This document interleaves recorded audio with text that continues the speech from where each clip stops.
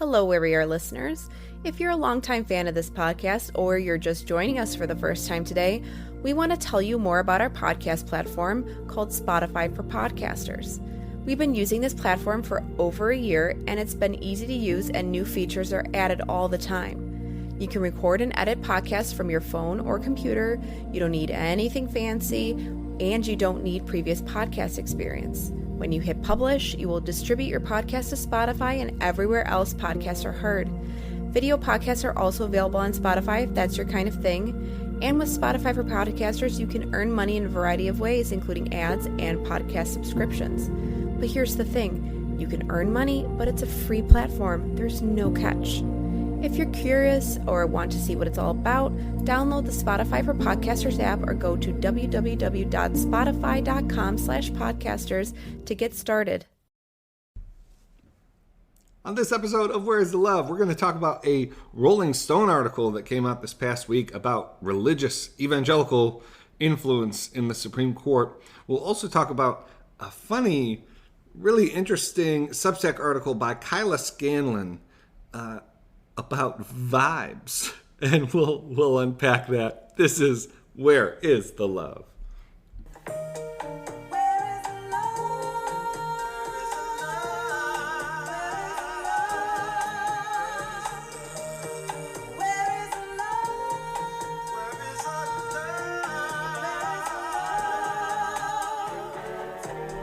This is Where's the Love? I'm Michael Ware. I'm Melissa Ware.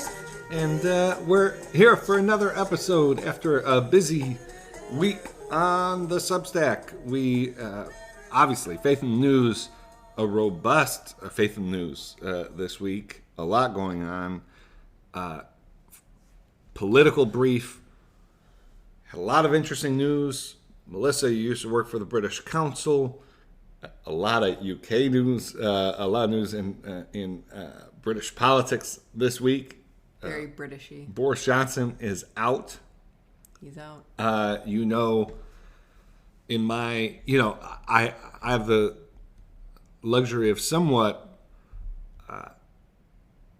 not taking British politics all too seriously, or at least reserving a bit of space for British politics to be a little fun. You know that Prime Minister Boris Johnson won me over when Macron was upset over the nuclear submarine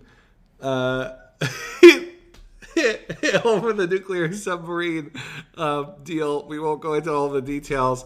Boris Johnson was in the U.S. and outside the embassy, he told reporters that Macron should donnez-moi un break, which is, I was like, this guy. Honestly, I think you could take out Boris Johnson and put in any British leader saying that to Macron, and I feel like you'd... Oh, yeah. Oh, no, yeah. Yeah. 100%. We just like a little bit of an ethering of... Except for Corbyn. I don't think Corbyn could do... No. The guy just lost too often. But Boris Johnson is out. And that is, on a serious note, really significant. I should say, Boris Johnson announced that he will resign. It's unclear how long he'll stay in office. There's increasing pressure as additional news has trickled out even since Boris Johnson announced that he would resign, that has ratcheted up pressure for him to leave sooner rather than later. But I think, Melissa, we'll talk about this on a future episode. I think this is probably the most significant opportunity Labor has had to win in a very long time. Mm-hmm. I mean, since Miliband. And honestly, Ed didn't give him that great of a chance. So that was significant news. Did some writing on Dobbs, which a lot of folks read, got a lot of response to that. There may be more on that this week. I think it's been interesting to see how things have played out this week. what actions have been taken, what actions have not been taken, what it suggests about the state of play. We won't sort of dive into that in this episode, but you could read what I had to share at reclaiminghope.substack.com. And we're thankful for new subscribers. Just have a bunch of new folks reading the newsletter this week and signing up. And if you're listening to the podcast, know that your support is greatly appreciated. It allows us to do this work, and you're supporting it by listening to the show. But for those of you who are paid subscribers, through that as well. Melissa, we have quite a bit we want to get to in this episode. I think the first thing I want to talk about was this Rolling Stone article.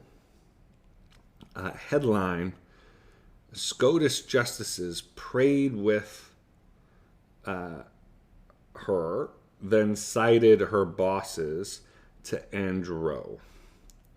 And it's about Peggy Neighbor, who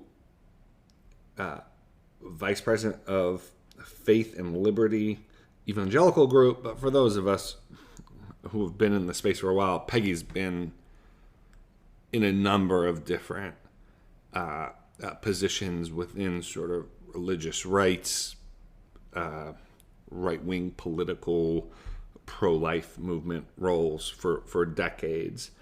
The article describes, so the article frames this up as this shadowy sort of religious right evangelical group was praying for years with sitting justices inside the high court. The story was prompted by a remark caught on a hot mic with Peggy claiming that her group was the only one to be praying with sitting justices inside the high court. There have been a number of articles, principally this Rolling Stone article, but Politico also had a piece out that have sort of expounded on what that is, what it looks like, and the article, really all the reporting on this subject, I think, offers things that are of public value, of understanding how politics works, of understanding the various kinds of pressure and the various kinds of influence that groups try to employ to advance their interests. The article does have some eyebrow raising moments. For instance, and this was a line that was sent around pretty broadly among, at least on Christian Twitter, as like a what? Let me read from the article here. To pray with the justices was to perform a sort of, quote, spiritual conditioning, Shanks explains, and we'll explain who Shank is. The intention all along was to embolden the conservative justices by loaning them a kind of spiritual moral support, to give them an assurance that not only was there a large number of people behind them, but in fact there was divine support for very strong and unapologetic opinions from them. End quote. This is the reporter now writing. Prayer is a powerful communication tool in the evangelical tradition. The speaker assumes the mantle of the divine, and to disagree with an offered prayer is akin to sin. Melissa, is that how you've conventionally thought of the prayer of any bozo that you happen to be in vicinity of hearing? No, I do not think of them as the divine when they're opening their mouth to pray. But okay. Yeah, there are 2 points I want to make in relation to this article. The first is sort of to Christians and sort of as Christians. We talk a bit on this podcast about ultimatizing the penultimate, or sort of making a dogma of our politics. And this is like a really helpful thing to sort of bring that conversation back into view, which is the express motivation of prayer. Prayer was leveraged not to hear from God, but to advance a specific agenda. And that's something you just need to be really careful about. And there are all kinds of interesting lines here that maybe if you're too quick to make cast judgment in this case, you might miss in others. And frankly, I'm not sure where all the lines are. Is a vigil that's connected to a tragedy that has some policy implications. Where does that fall on the spectrum? But it is a conversation we need to be having, and this does bring that into focus. As Christians, we want to be sure that we're not sort of using spiritual practices or the idea of spiritual practices or religious language simply to sort of get our way or advance ourselves or our interests. So that's the first thing. The second point I want to make is, though this article doesn't offer much context, influence in Washington, influence in politics, and the way advocacy groups work generally, all kinds of things are on the table or are used to gain access, family, interests, various kinds of connections and chits that can be offered. And so to sort of, this article is about one subject. This is an article prompted by a hot mic moment. What I didn't appreciate, maybe not even so much in the article itself. Again, I guess one article can't cover everything. Although I do think there could have been a nod to a fact that it's not that this group was the only one meeting with Supreme Court justices. It's not that they were exceptional in that way. Like so much that happens in politics, the critique to make of the Christian involvement in politics exemplified here is not that it's exceptional. It's that it's ordinary. That there's actually not... Take out the prayer piece. There's not, this group was using whatever sort of ask it could have at its disposal to try and get close to power and influence it, and that happens. That's the norm, and so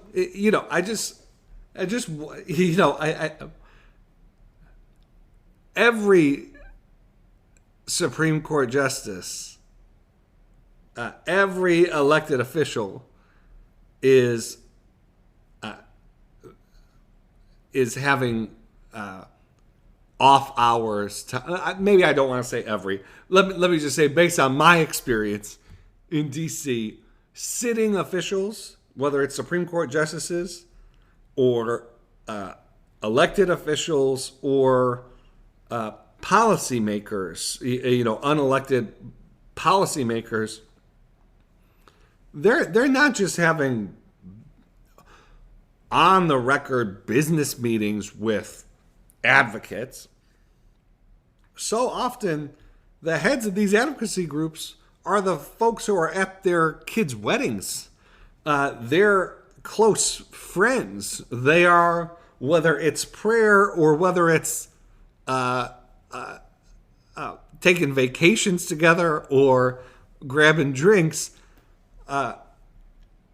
there is certainly a broader critique to be made here about what kinds of the ways in which social relationships influence the political process.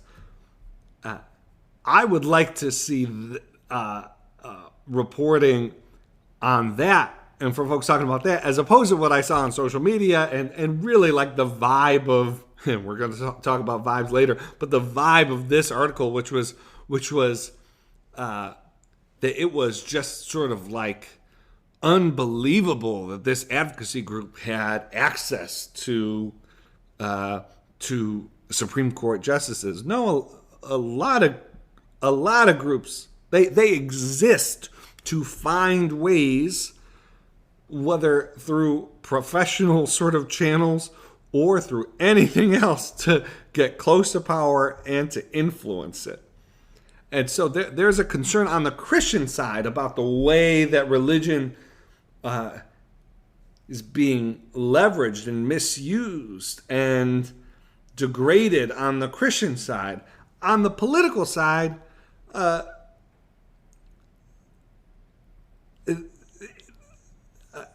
this is one case out of many, and one tactic out of many that are used for the same purposes in the same spirit, in the same general spirit, which is influence power.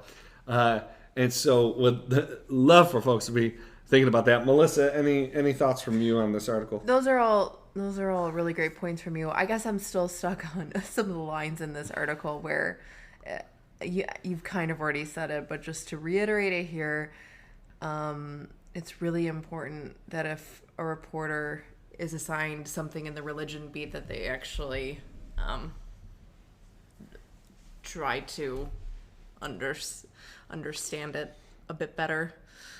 Yeah, that would be helpful. Yeah, I mean, this was, I've said before, I think this is something of a golden age of journalism for sure, for religion. Yes. There are so many good examples. Absolutely. But this was a bit of a throwback in the sense that, you got the sense from the authors that it was written from the perspective of, wow, these people are weird, and like, and then just some claims were made that just don't match reality. But so interesting Rolling Stone article, and obviously, this and so much else of the reporting and the commentary is all a working out of Dobbs and people responding to Dobbs and people sort of trying to influence what the aftermath of Dobbs looks like. And so like a story that, like a lot of what I saw was, look, like this is another way the right-wing evangelicals game the system like improperly. Yeah, right. And it's like, a lot of people have their claws. Yes. But this seemed to advance a particular sort of narrative to really delegitimize the decision, which is like, oh, this was motivated by prayer, not by like a judicial ruling. And again, there's just like more to the story there. If there was reporting on many decisions that are made in Washington and connections that decision makers have with folks who have a point of view on those subjects, you could make you could sort of tell a narrative about anything that happens. I'm someone who tends to think actually like decision makers' social relationships and who they are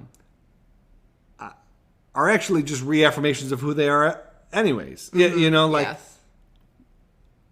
Okay, Clarence Thomas was praying with a religious conservative. Well, Clarence Thomas is already a religious conservative. Like, the real story would be like, if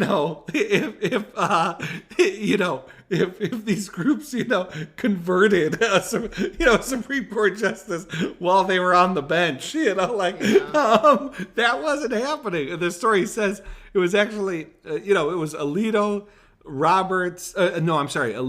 Thomas, and I think Scalia was mentioned. It's like, okay, those are like exactly the kinds of people that you would expect to be praying with a conservative religious advocacy group. I don't think there was a whole lot of changing of minds that was happening in those settings. But interesting article. We're going to take a quick break. When we get back, we're going to get back to the topic of vibes. This is Where is the Love?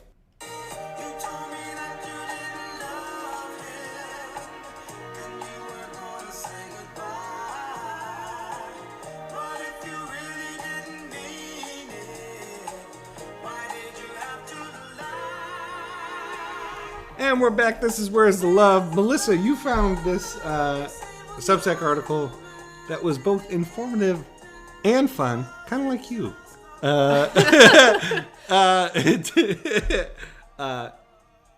Break it down for us. What is Kyla getting at here? Yeah, you're gonna see this article in our top 5 this week, just because I actually haven't seen an economics explainer article, especially a macroeconomics explainer article, as funny and simple as this one. It's kind of like macro econ 101, but it's explaining something that's going on in behavioral economics or consumer sentiment or consumer confidence that is really interesting right now when we're talking about the recession. And if you are a subscriber to the newsletter, you'll see that for the past, 7 or 8 weeks now, I've been including various analysts and articles talking about, is there going to be a recession? Maybe there won't be a recession. Here's how we can avoid it. Or one of the latest ones is, a recession is not inevitable.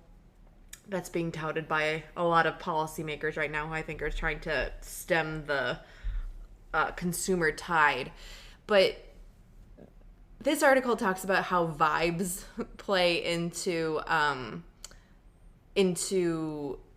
GDP, into... Melissa, can you define vibes? They're basically feelings, emotions. If you've ever read any... And like a sense. A sense, yep. Yeah. If you've ever read John Maynard Keynes, which I have... Humble brag.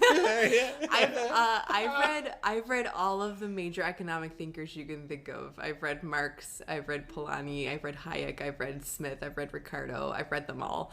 But John Maynard Keynes... Less of a humble brag, but okay, yeah, continue. Yeah. Part of my brain and soul flew away when I had to do that. But Keynes talks a lot about animal spirits and consumer confidence. He talked a lot about speculation in the market. Basically, a lot of behavioral economics and emotions and how much emotions play into business cycles. Whereas a lot of previous thinkers before him sort of didn't talk about those kinds of things. And that there was a lot more rationality going on. But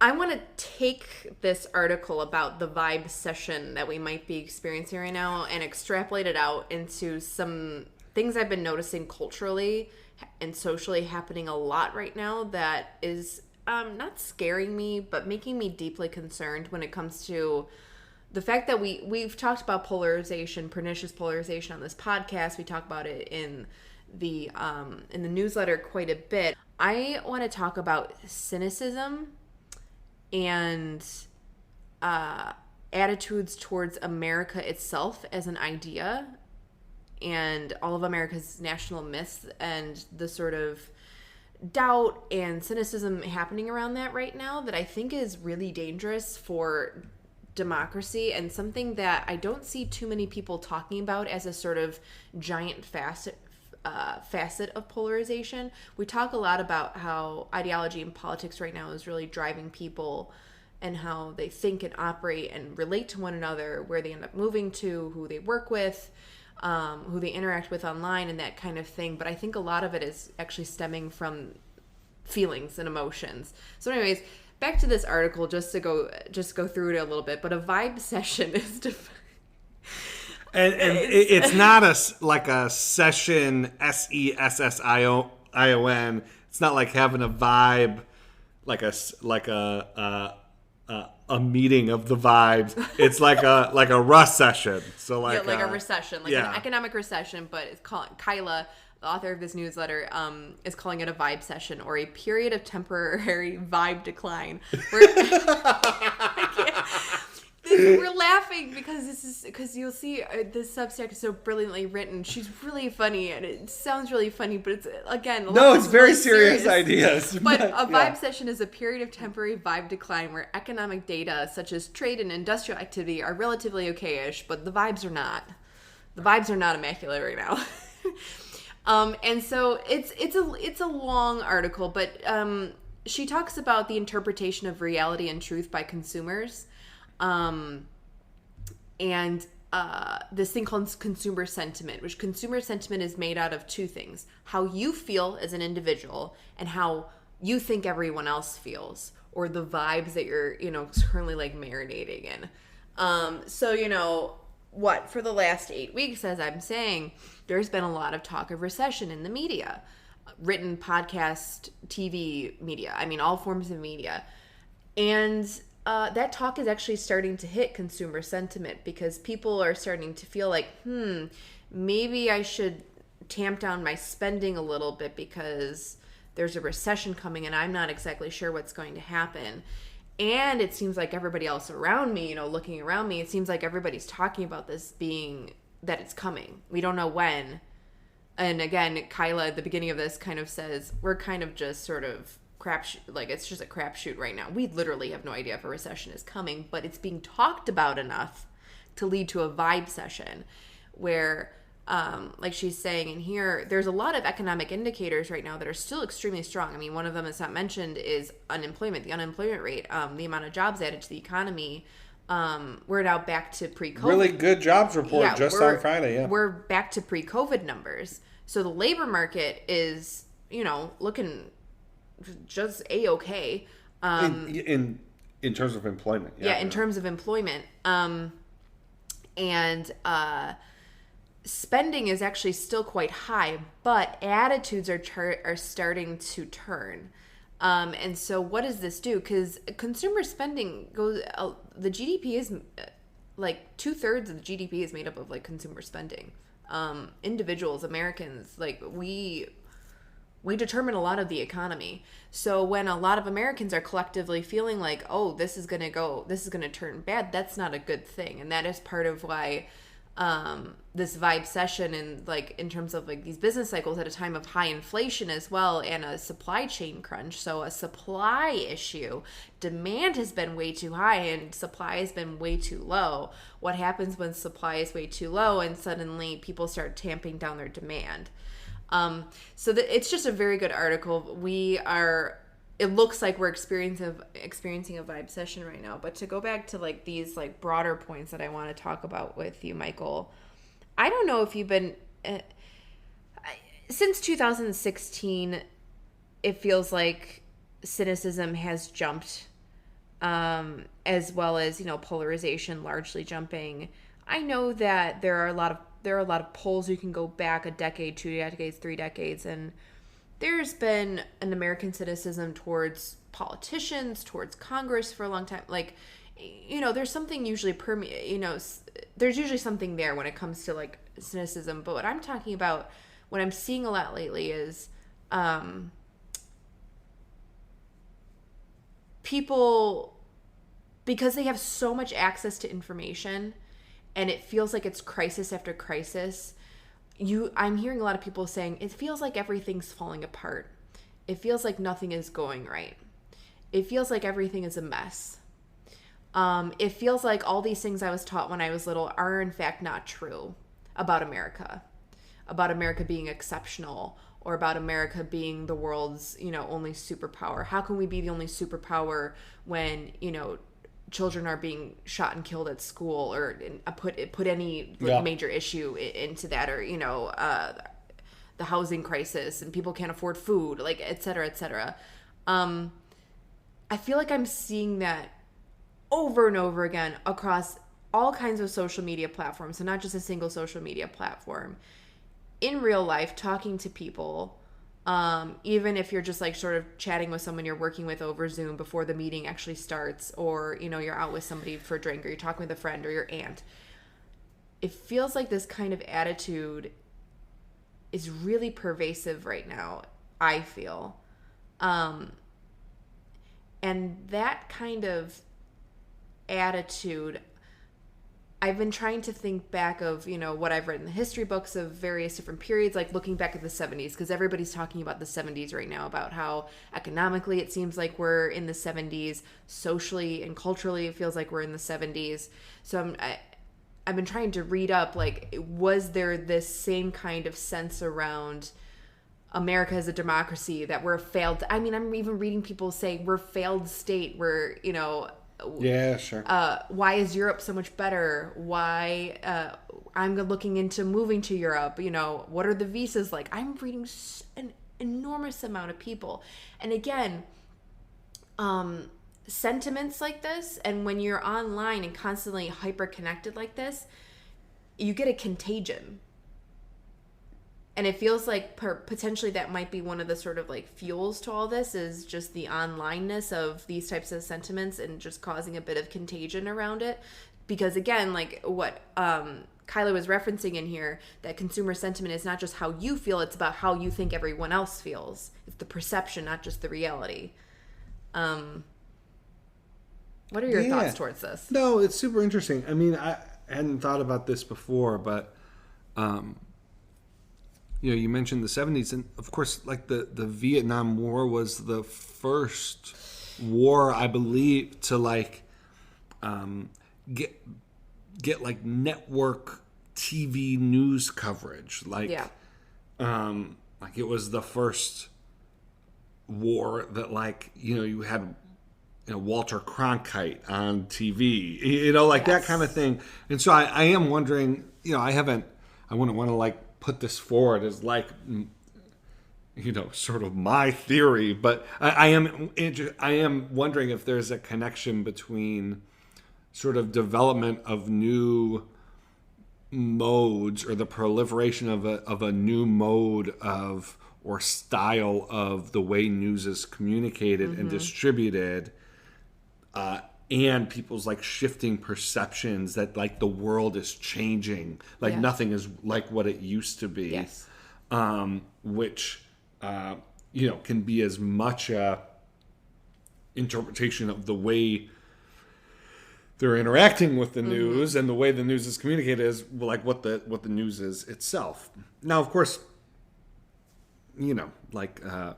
Watergate happened. That was a real thing, and obviously the way that news reported on that influenced how it was. But there was like a real substantive thing there that just that was real, and that drove distrust, as did the Vietnam War, as did so much of what we're seeing right now. So it is. There's a and maybe we'll even, if we can, paste the image in the top 5. There's an image in this Substack article that I thought was really helpful, showing, yes, exactly right, showing, it's sort of like a graph of the vibe session and the way in which vibes are a part of reality. Yes. That's a super interesting insight and thing to think about. And here's the point, here's the major thought I had as you were talking, which is there's such a part of me, and I talk about this sometimes, that politics is limited and ought to be limited. I think a politics which saturates everything can be destructive. But part of what we're seeing, and part of the reason like why we're thinking about what political leadership looks like, is because of this recognition that we have, whether it's understated or overstated, but this recognition we have, which is exactly which is that so much of the hard facts of how things go, of whether we have, consumer purchases go down or up, whether the labor market is strong, is not just the result of sort of scientific economic levers, but is a result of how people are feeling, what is sort of the state of the culture around them and the lives that they're living. And so politicians then have to, they're sort of held responsible for things like the labor market or the GDP, and we hold them responsible, thinking that, well, there must be just a policy tweak that they a policy agenda that would fix this problem. But the reality is that it's sort of policy plus. Like if a president is if a president is indifferent towards the cultural elements of politics, then the policy will not be able to overcome, or may not be able to overcome, those cultural the vibes. And so I find that to be really interesting. And I think that's what President Biden is absolutely facing right now, and why I think we've been getting some kind of insider accounts of the frustration constantly of them, of the White House feeling like they're not getting the kudos that they should be getting, they're not getting the positive vibes that they should be getting, or the celebration, or like the a longer positive fallout from whatever policy victory they've recently gotten. Because the list is actually quite long of various bipartisan things they've gotten done, to more, obviously party line things that they've gotten done. It's like really long, and you would not know. Yeah. If you looked at the media, if you asked an average American, and like we're hearing a lot of stories about how frustrated they are, and and this is why I'm bringing this up, because it feels like this type of cynical vibe is so strong right now, that people, can't even celebrate anything because they're too busy being angry or outraged or lamenting or being sad about the latest thing, and then the next day they're throwing another news curveball kind of thing. Because we were never really meant to consume this much information at one time. I believe I just, unless somebody can come to me and prove to me that the human brain can in fact actually handle a crisis, which it can't. And so I want to say that, and I think that's part of why they've been so frustrated, is because of this strange, I don't want to call it a phenomenon because that makes it unique to the times, and I find it hard to believe that exactly what's going on is unique to the times, but might be the sort of anomaly. No, not anomaly wouldn't even be, I'll have to think about the word. I'll get back to you all. One of the other things that I wanted to point out as well is I included in the top 5 last week another Substack post, but this was on pop culture regression, and how pop culture right now is completely regressive. It's completely nostalgic. That songs, TV shows, movies are all remakes right now.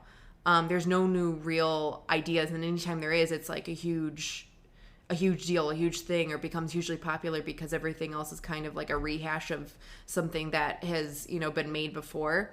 And it's not surprising that at a time like this, when everybody is feeling so embattled and cynical, and like it's quicksand underneath their feet for everything that they felt like they thought they knew and that times used to be better, that we are all looking for nostalgia, that we're looking for comfort through things that are familiar. And since pop culture is obviously such just a huge part of people's, ways of life and meaning making, it's just really not surprising that everything is nostalgia based right now. Yeah. No, it's super interesting. I really hope folks, I think folks will enjoy checking out the vibe session. Checking out the vibe session. Melissa. Yeah. Before we go, you're giving me a Cheshire Cat smile. There's a video I want you to watch. Okay. You have not seen this before. This is live on the air reaction. Okay. You're going to experience this for the first time along with our listeners. Okay. Is this a TikTok or this is a TikTok. Okay. Although I have suspicions it was probably posted across multiple platforms. But here, okay. let's just watch the video together. Okay. How many likes does it take to get to the center of the pond? I don't know, but you're getting there, honey. Oh, did you just... If you bite it... What is this? Well, if you get through it, you'll find out. No. Oh, no. Oh, no. Oh, no.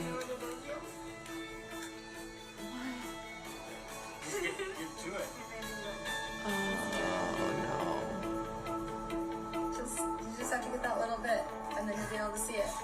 I'm trying. Just lick on that part. Lick on that part.